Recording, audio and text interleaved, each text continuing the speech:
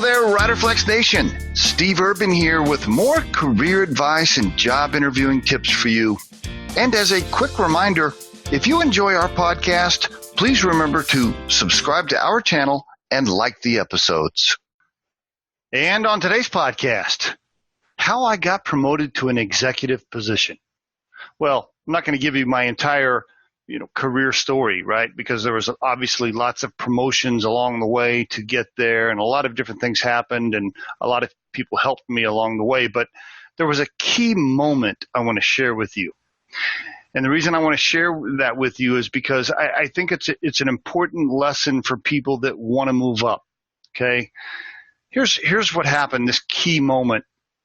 I was at a director level, so I wouldn't consider that an executive position. And when I say executive position, let's just call it C-level, right? Like COO, CEO, CFO, CMO, whatever, C-level position.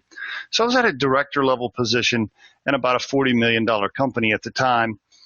The division I was over was doing well, and I had been performing very well, and the numbers looked good compared to any other division within that organization at the time.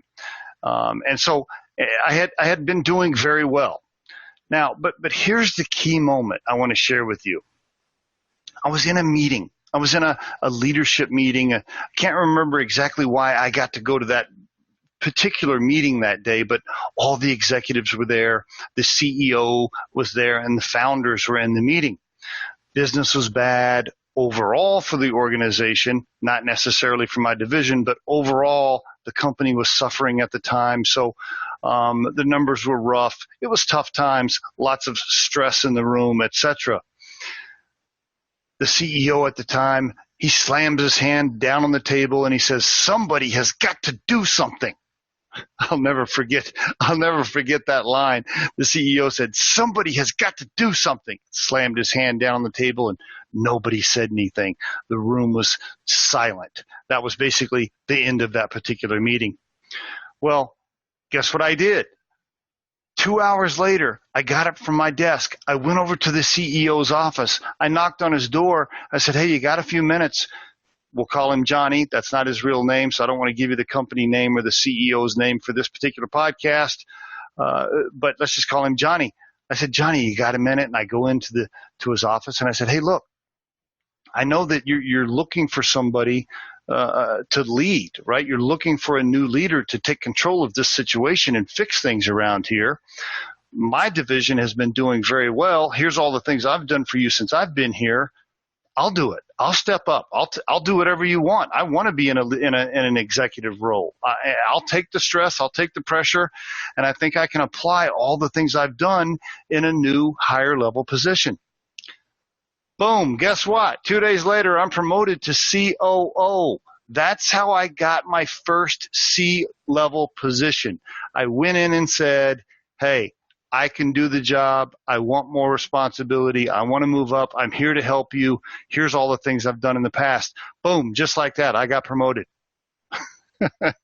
Now, the very first thing I learned was I got to meet my CFO later, like the next day, who now all of a sudden reported to me.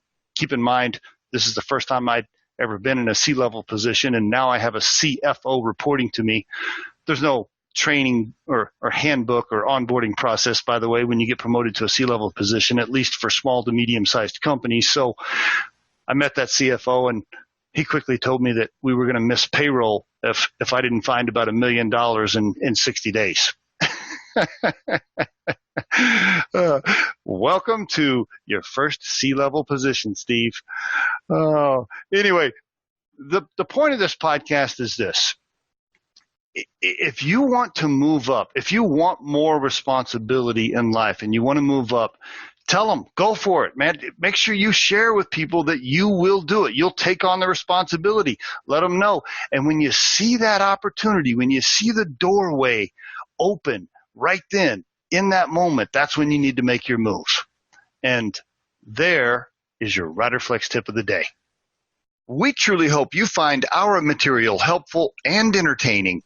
And while our podcast can be heard across most platforms, including iTunes, Google Play, Spotify, YouTube, and SoundCloud, you can become a supporter of this podcast by visiting our show on the platform Anchor FM. That's anchor.fm/Riderflex. You can also send us your questions or suggested topics for future episodes to the email address podcast@riderflex.com or drop us a voicemail at 888-964-5876, extension 710. Visit riderflex.com to learn more about us. Thanks so much for listening, folks, and have a great day.